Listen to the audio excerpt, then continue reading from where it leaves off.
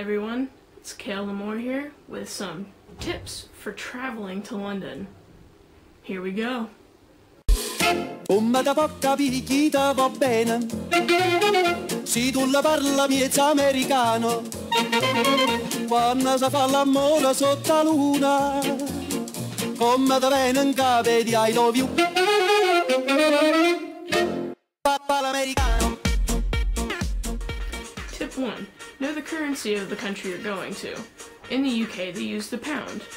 Now, the pound can be found in paper money, such as the American dollar, but they also use a coin system as well, such as the £2 coin, the £1 coin, and then, of course, their change is called pence, such as this 10 pence piece right here. Tip number 2. If you're planning on traveling to the UK, you better get used to liking rain. If you don't like rain, don't even bother coming. The other day, I watched a hacky sack game in a downpour.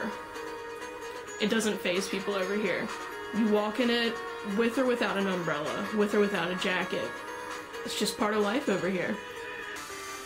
Tip number 3 for traveling to the UK, bring comfortable shoes. I mean it, bring them. Seriously, you'll be walking everywhere you go. And ladies, honestly, if you can walk in those high heels for 4 miles without your feet hurting, Godspeed. Bring them. Do it.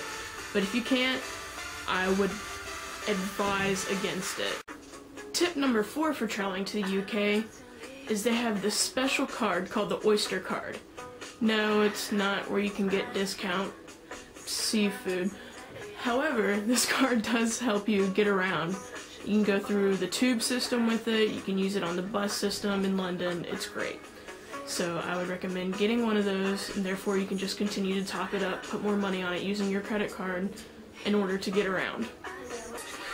Tip number 5, look right. Do it. What I mean by this is, traffic doesn't necessarily happen the same way it does in America.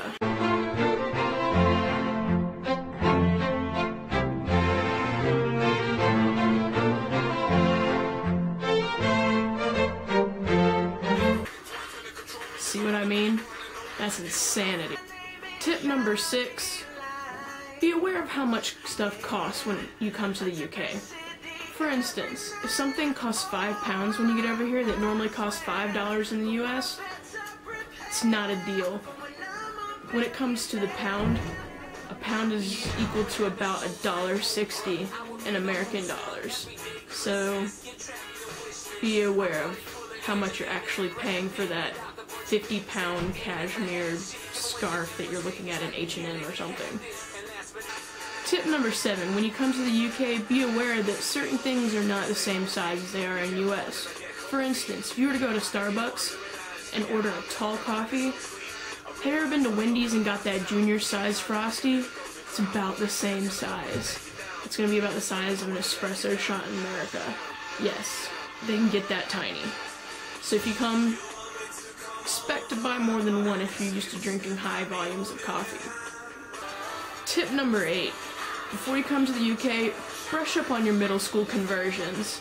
For instance, they use the metric system here. Therefore, when you're talking about height, you're not in feet and inches, you're in centimeters. When you're talking about how much you weigh, you're not in pounds, you're in kilograms.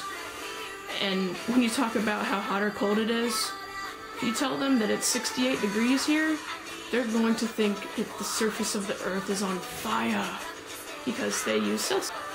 Isn't learning fun?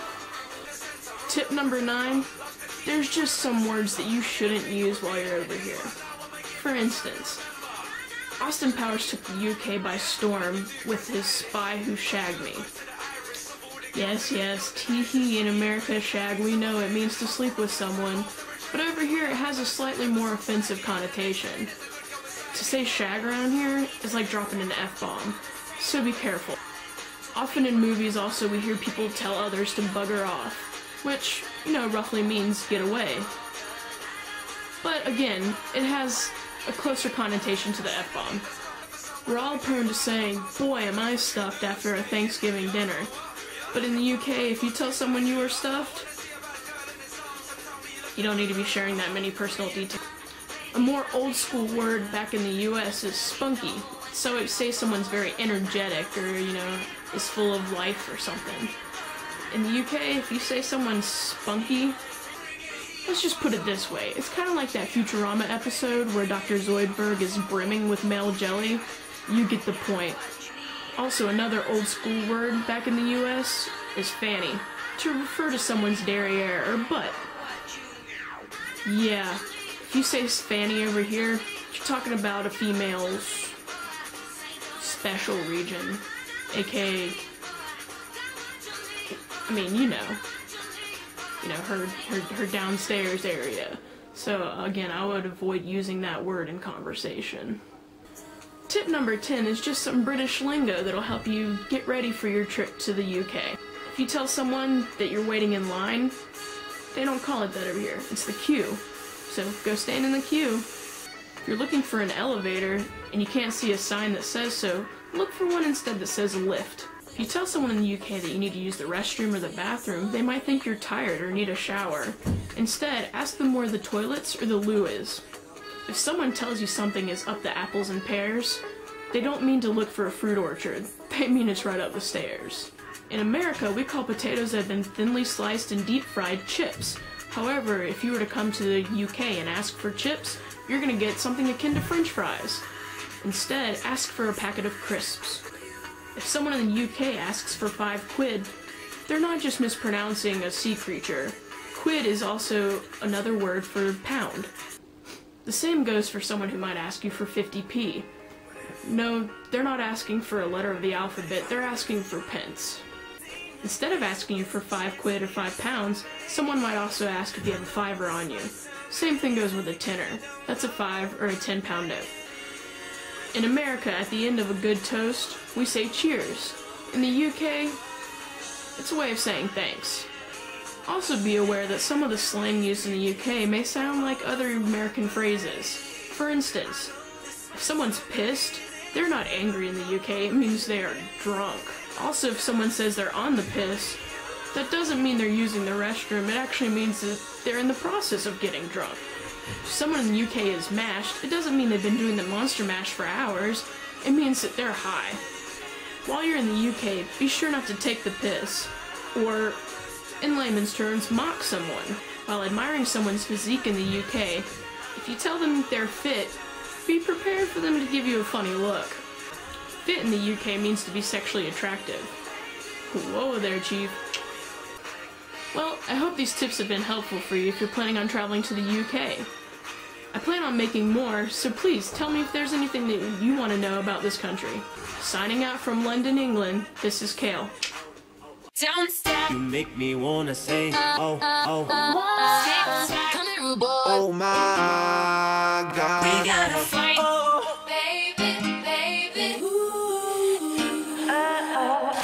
Oh my. A more old school world in the world. I apologize for the crappy editing of this video. First tip, know the currency of the land you're... How's your bag? Don't stop. Everybody's looking for love. Oh. Tick tock. Ain't that the reason you're at this club? Oh. We gotta fight. As you can tell, I take this seriously. Fight for this You love. only get one shot. Excuse me, Mr. Spielberg, can you get this from my good side? Because it's one in the light just ping. Oh, bless my heart, just got that liver split going on. Ha da da da.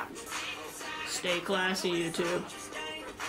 So in love. Don't stop. You ain't gon' find a dance with him. Can you hear me? Got a better solution for you, girl. Can't you hear me?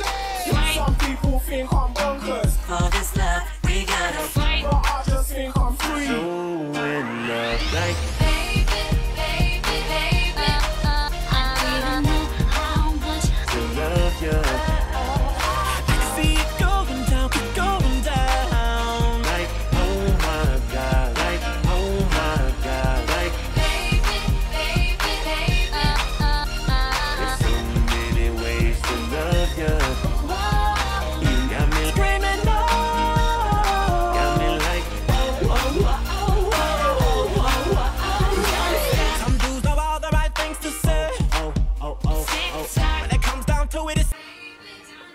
dedicate this to all my friends coming out to the UK, and also to DJ PJ. Good luck on getting in for the summer